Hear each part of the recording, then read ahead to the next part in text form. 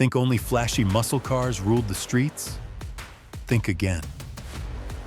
Back in the 1960s, some cars looked like ordinary daily drivers but packed serious firepower under the hood. These were the sleeper cars, the ultimate hidden weapons on the road. These classic sleeper cars might have looked like family sedans or elegant coupes, but the moment you hit the gas, they could outrun some of the most iconic performance machines of their time. In this video, we're diving into 8 unknown sleeper cars of the 1960s. Underrated beasts that flew under the radar, but left many street racers in shock. Can you guess which unknown sleeper cars made the list? Drop a comment below and let us know your favorite sleeper from the golden era of muscle. At the top of our list is the 1967 Chevrolet Biscayne 427. A true sleeper car that flew under the radar but packed serious firepower. To most people, it looked like just another plain Chevy sedan. But to those in the know, this car was a beast in disguise. Chevrolet never made a big deal about it. No flashy ads, no showroom spotlight. But under the hood lurked a monster. A 427 cubic inch V8 ready to destroy the competition. Matched with a 3-speed manual transmission, this unassuming 2-door sedan could launch from 0 to 60 miles per hour in just 6.1 seconds and tear through the quarter mile in 14.6 seconds. That's serious muscle, hidden beneath a no-frills body that looked more suited for a family road trip than a drag strip.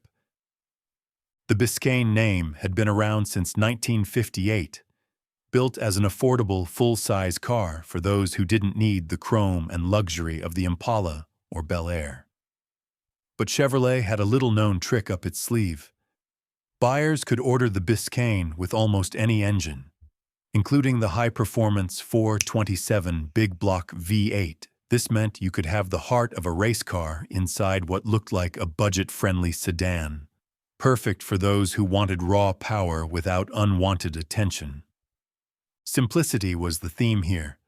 No chrome, no fancy trim, small hubcaps, and a stripped-down interior with just the essentials: basic vinyl or cloth seats, a simple steering wheel, and no power windows or plush carpets. But for those who cared about speed more than luxury, none of that mattered. The real thrill was in the way that 427 V8 roared to life, pushing this car forward with brutal force. By the late 60s, most Biscaynes were sold with 6-cylinder engines or small V8s, often used as taxis or police cars.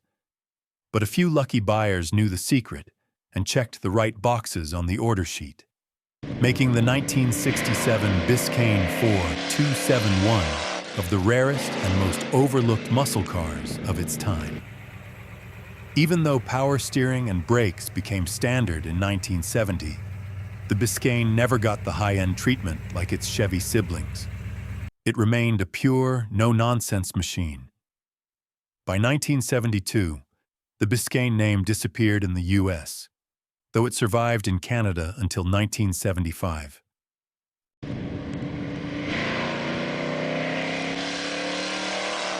Next up, we have the 1965 Dodge Coronet 426 Street Wedge, a true underdog in the world of classic muscle cars. While Dodge was busy making headlines with their legendary 426 HEMI, this beast flew under the radar. It wasn't flashy, it wasn't heavily advertised, and because of that, most people overlooked it. But those who knew what it really was had their hands on one of the most underrated street machines of the 1960s. Under the hood sat a 426 cubic inch V8. But this wasn't the fire-breathing HEMI everyone talks about. This was the Street Wedge, a milder but still powerful version of the Max Wedge engine. It featured a single 4-barrel Carter carburetor, smaller ports, a less aggressive camshaft, and standard exhaust manifolds. Even with these toned-down features, it still packed a serious punch. 365 horsepower and 470 pound-feet of torque. In a mid-size car like the Coronet, that was more than enough to surprise anyone at a stoplight. Dodge and Plymouth both offered the 426 Street Wedge in 1964 and 1965, but it was always overshadowed by the race spec Hemi. Back then, most muscle car buyers were focused on drag racing monsters, and Chrysler put all their marketing efforts into their race cars, leaving street-friendly sleepers like the Coronet 426 Street Wedge in the dark. The 1965 Coronet was fresh off a redesign, featuring a 117-inch wheelbase and a 204-inch total length. It came in multiple trims, including the base Coronet, Coronet 440, and Coronet 500. The 500 trim was the most luxurious, with bucket seats and a center console, but the 426 Street Wedge engine could be ordered in both hardtop and convertible models.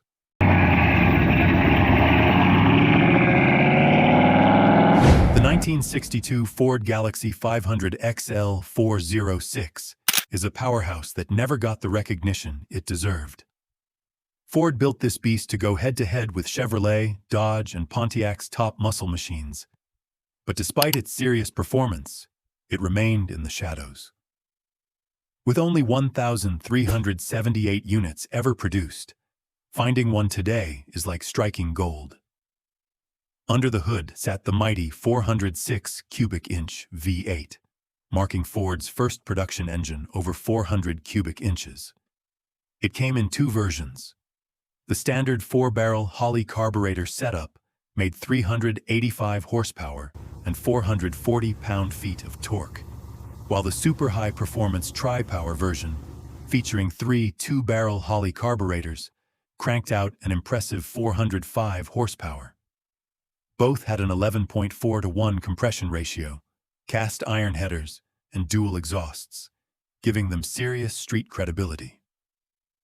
To handle all that power, Ford equipped the Galaxie 500 XL 406 with a 4-speed Borg-Warner manual transmission, heavy-duty suspension, stronger drum brakes, a bigger radiator, and 15-inch wheels instead of the standard 14-inch ones. Buyers could choose from multiple axle ratios, with the most aggressive being 4.11-to-1 for maximum acceleration. In terms of performance, this Galaxie could rocket from 0 to 60 miles per hour in 7.1 seconds, and the tri-power version shaved off another half second. The quarter-mile came in the mid-15s, making it a serious contender. The only problem? Weight. The Galaxie was heavier than its competitors, making it tough to dominate on the drag strip. Ford tried to counter this with a lightweight version featuring aluminum bumpers and fiberglass body panels, but even then, it had a hard time keeping up. On the street, though, it was a different story. If you missed the gold 406 badge on the fender, you were in for a rude awakening. Motor Trend even called it Ferrari performance at a fifth of the price. While it never became the face of the muscle car era, the 1962 Galaxie 500 XL 406 proved Ford was ready to fight. Next up, let's talk about the 1968 Mercury Monterey 428 Police Interceptor. This massive machine might not have been the flashiest muscle car of its time, but it was definitely one of the most powerful and capable highway beasts. While the Dodge Chargers and Ford Mustangs were grabbing the headlines, the Monterey was quietly doing its job, chasing down speeders for law enforcement. Produced in limited numbers, only a handful of these cars were made for police use, with a total of 37,379 Mercury Monterey cars rolling off the production line that year. But just a few received the iconic 428 cubic inch V8 engine. This 428 V8 was the most powerful engine Mercury offered in 1968, delivering an impressive 340 horsepower. It wasn't just about raw power, though. This engine was designed for durability and long chases, making it perfect for police work. While most of the Mercury Monterey models had a 390 cubic inch V8, producing 265 horsepower, with a manual transmission, or 280 horsepower with an automatic, the police version was far more potent. The engine was slightly detuned from its factory spec, but still more than enough to outrun nearly anything on the road. The Monterey Police Interceptor was equipped with a 3-speed automatic transmission, heavy-duty suspension, strong drum brakes, and a reinforced cooling system to prevent overheating during long pursuits. With its clean and classy design, inspired by the Lincoln Continental, it was built to blend into traffic while still packing the muscle to chase down criminals. It might not be the first car you think of when talking about muscle cars, but the 1968 Mercury Monterey 428 Police Interceptor was a true highway powerhouse.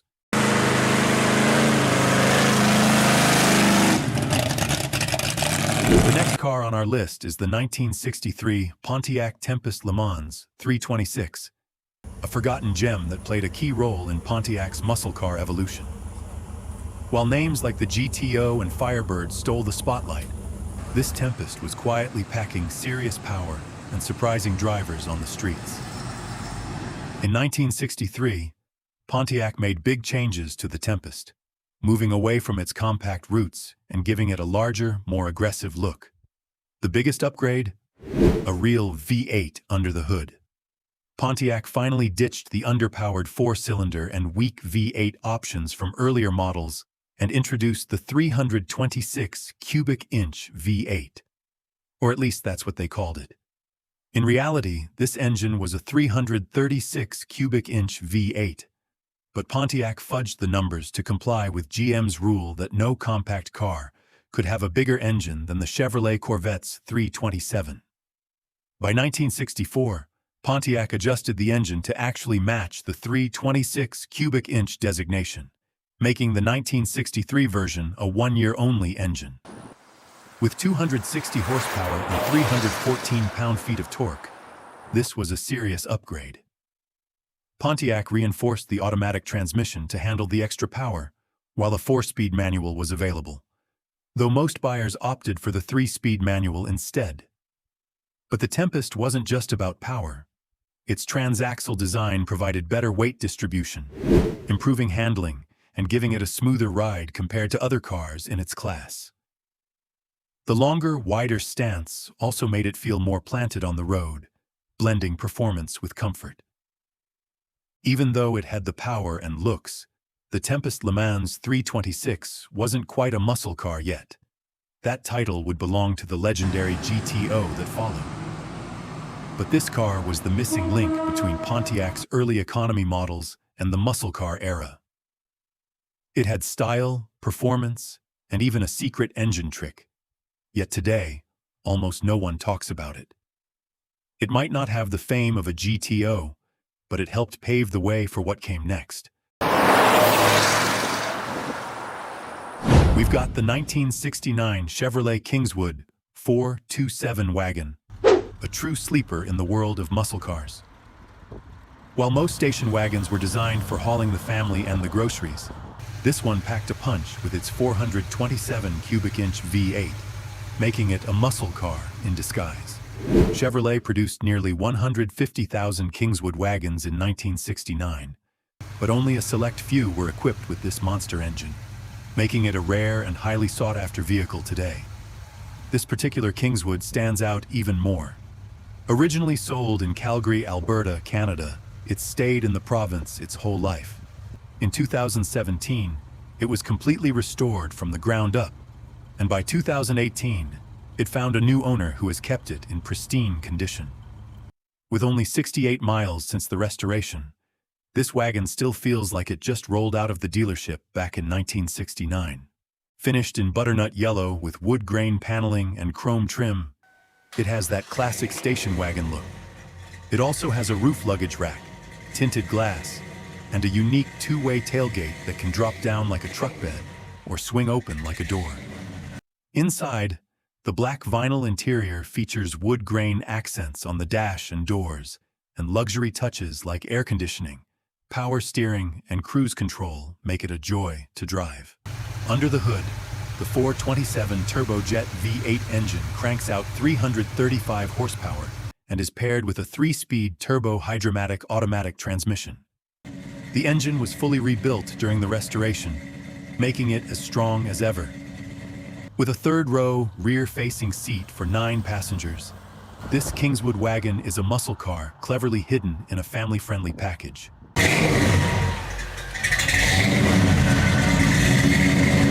Moving on, let's dive into the 1966 Studebaker Daytona Sports Sedan, one of the rarest and most overlooked American cars. As one of Studebaker's final models, only 2,929 units were built before the company shut down in March 1966, making it a true collector's gem. The Daytona had a sleek, sporty design with a long front end, bold grille, and stylish color options like sky blue and Laguna blue. Inside, it balanced practicality with comfort, featuring soft vinyl seats and advanced features like front disc brakes, rare for its time, improving safety and handling.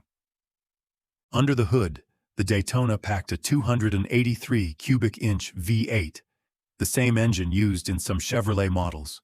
With around 195 horsepower, it could hit 0 to 60 miles per hour in about 10 seconds and reach a top speed of 120 miles per hour, making it a solid performer for a family car. Today, the Daytona Sports Sedan is a rare find, with values ranging from $10,000 for a worn model to over $30,000 for a pristine example. As one of Studebaker's final creations, it remains a tribute to a once great American automaker. The last car on our list is the 1964 Buick Skylark Grand Sport, a muscle car that often flies under the radar. Despite being one of Buick's first serious attempts to compete in the muscle car market, it's still somewhat overlooked today. This car was a game changer, with only 69,367 units produced, including 10,456 convertibles, making it a rare find now. The Skylark Grand Sport had a sleek and aggressive design, featuring bold red Grand Sport badges on the grille, trunk, and side panels. It was available in hardtop coupe, thin pillar coupe, and convertible styles, placing it right alongside rivals like the Chevrolet Chevelle, Pontiac Tempest, and Oldsmobile F85. At the heart of the Grand Sport was the 401 cubic inch V8, also known as the Nailhead, which cranked out 325 horsepower and a massive 445 pound-feet of torque. Buyers could choose from a 3-speed manual, close-ratio 4-speed manual, or a 2-speed automatic transmission, ensuring smooth, powerful driving. With heavy-duty suspension, a stabilizer bar, and 7.75 by 14 tires. It offered impressive performance on straight roads, though it wasn't the best at sharp corners. And there you have it. 8 unknown sleeper cars of the 1960s that packed surprising power under the radar.